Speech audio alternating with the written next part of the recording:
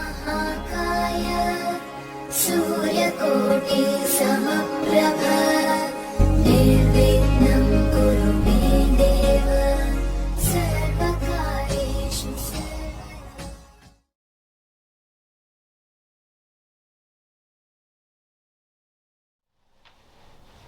मेरे बहुत ही प्रिय और बेहद सम्मानित साथियों, हृदय की गहराइयों से अभिनंदन, बहुत बहुत हार्दिक स्वागत। साथियों, आपका बहुत बहुत साधुवाद कि आपने हमारे इस शोध, इस विलक्षण अनुसंधान को अपना पूरा स्नेह, अपना पूरा प्रेम दिया। साथियों, मनुष्य जिस पल पैदा होता है, बिना किसी एफर्ट किए, बिना किसी प्रयास किए उसको कई सारे रिश्ते मिल जाते हैं। अब ये सारे वो रिश्ते हैं जो उसके ब्लड रिलेटिव हैं, परंतु सच्चा सगा कौन है? जैसे जैसे वो व्यक्ति बड़ा होता है, उसको जीवन के अनुभव होते हैं, तब उसको एहसास होता है कि हां, कौन मेरा साथ में खड़ा है और कौन मेरे पीठ पीछे खंजर घोंपने के लिए खड़ा है। साथियों, इस एपिसोड में, इस श्रृंखला में हम चर्चा कर रहे हैं खास तौर पर लेडी लक, अर्थात एक ऐसी कहावत कि प्रत्येक सफल पुरुष के पीछे किसी न किसी स्त्री का हाथ होता है। तो यदि आप भी जानना चाहते हैं कि वो कौन है, तो पूरा एपिसोड आप जरूर देखिए। और साथ ही, चाहे आप स्त्री हैं, क्योंकि कहावत यहां पर आधी ही कही गई है, अनुभव यह कहता है कि प्रत्येक असफल या सफल स्त्री, उसके पीछे भी किसी न किसी पुरुष का हाथ अनिवार्य तौर पर होता है। तो कौन है वो जो आपके लिए लकी है? इसलिए आप यदि सिंह लग्न के जातक हैं तो अपनी जन्म पत्रिका आप हाथ में उठा लीजिए। साथियों, इस पर हम चर्चा करें इससे पहले एक बेहद जरूरी सूचना कि हम हमारे प्रत्येक एपिसोड के अंत में किसी न किसी जातक के प्रश्न का उत्तर देते हैं, और ये प्रश्न हमें प्राप्त होते हैं आप लोगों के ही द्वारा YouTube कमेंट के माध्यम से। जब भी आप अपना कमेंट लिखें, उससे ठीक पहले #आचार्य चंद्रकांत इस शब्द का प्रयोग जरूर करें, और साथ ही बेहद आसान सा प्रश्न जो इसी एपिसोड से संबंधित होगा, इसी एपिसोड के अंत में आपसे पूछा जाएगा, उसका सही उत्तर भी जरूर साथ में आप लिखें। तो आइए साथियों, बिना किसी देरी किए सिंह लग्न के लिए कौन है उसकी सफलता का या असफलता का कारण व्यक्ति जानते हैं। साथियों, ये आप स्क्रीन पर जो जन्म पत्रिका देख पा रहे हैं, ये 5 नंबर के अंक से प्रारंभ हो रही है। लग्न स्थान पर 5 नंबर का अंक लिखा है, इसलिए हम इसको कह रहे हैं कि ये एक सिंह लग्न की जन्म पत्रिका है। बहुत ही इंट्रोवर्ट ये व्यक्ति होता है, बहुत ही सोच समझकर धीर गंभीरता के साथ में जीवन के निर्णय लेता है। परंतु साथियों, जीवन इतना जटिल है कि केवल स्वयं के करने से यदि सब कुछ हो जाता तो फिर मुझे नहीं लगता कि अधिकांश व्यक्तियों को दुख का सामना करना पड़ता। ये परिस्थितियों का एक ऐसा संजाल है जीवन कि इसको समझ पाना ही अपने आप में बहुत जटिल है, परंतु ज्योतिष हमें वो सुविधा जरूर प्रदान करता है। तो सबसे पहली हम बात करते हैं, यदि इस जन्म पत्रिका में भाग्येश मंगल या तो केंद्र में कहीं पर भी विराजमान हो या त्रिकोण में हो, तो ऐसे व्यक्ति के लिए उनकी माता जी का सहयोग, उनका प्रेम स्नेह और भी बहुत कुछ, मतलब इनकी मां जो है इनके लिए परम सौभाग्यशाली साबित होती है। परंतु यदि यही मंगल त्रिक स्थानों अर्थात छठे, 8वें या 12वें भाव में हो, तो माता के कारण इनको कई बार किसी छोटी बड़ी तकलीफ का सामना जरूर करना पड़ सकता है।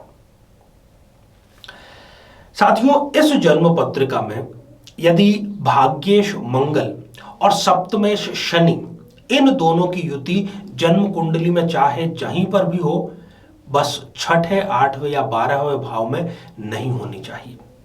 यदि ऐसा है, ये युति जो है ये आपको शादी के बाद में, बशर्ते कि आप कुंडली मिला करके विवाह करें, भाग्योदय का कारण बनती है।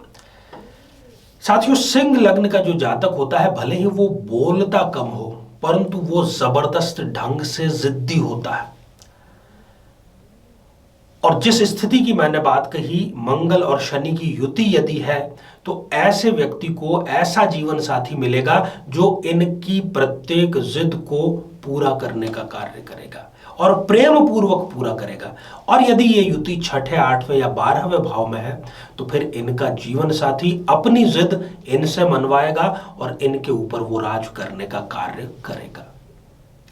साथियों, तीसरी बात हम करते हैं बहन के या भाई के बारे में।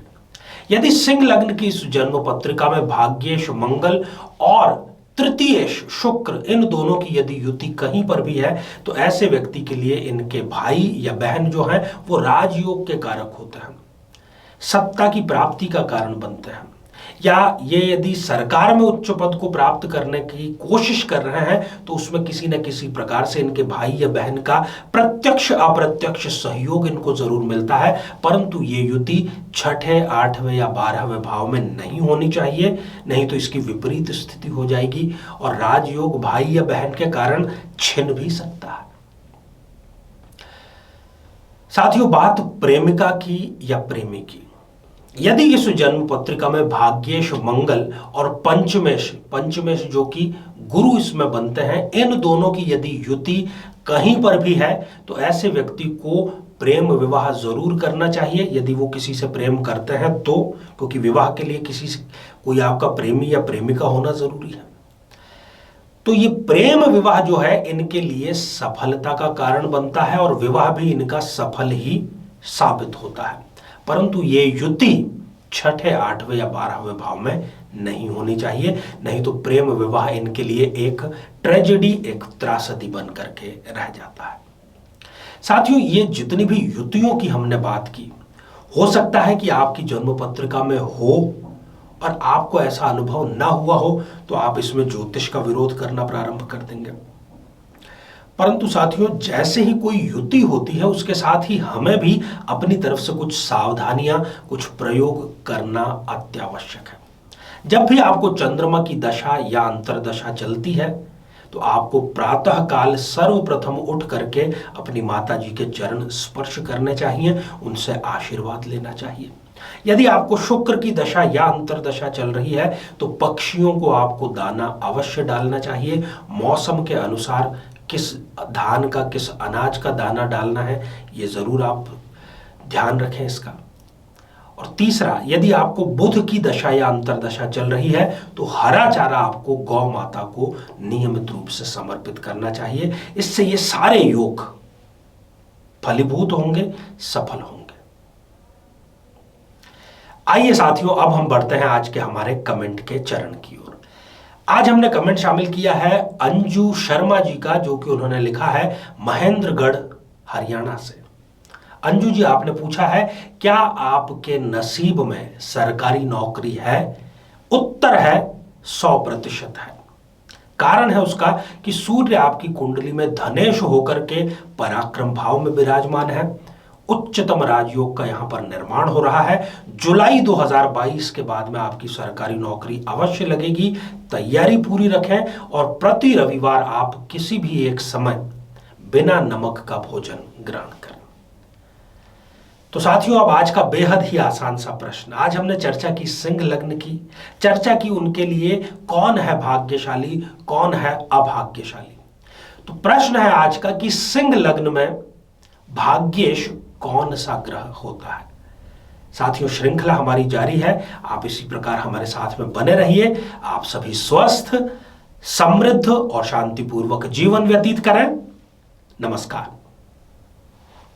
जीवन में किसी समस्या का सामना कर रहे हैं, जैसे कि शादी में देरी होना, पति पत्नी में मनमुटाव या तलाक तक की नौबत आ जाना, संतान का प्राप्त न हो पाना, नौकरी या धन प्राप्ति में बाधा आना, जीवन के प्रत्येक क्षेत्र में किसी न किसी प्रकार की बाधा आना, तो आज ही अपनी जन्म पत्रिका का संपूर्ण विश्लेषण करवाएं और पाएं समस्या से सदैव के लिए मुक्ति।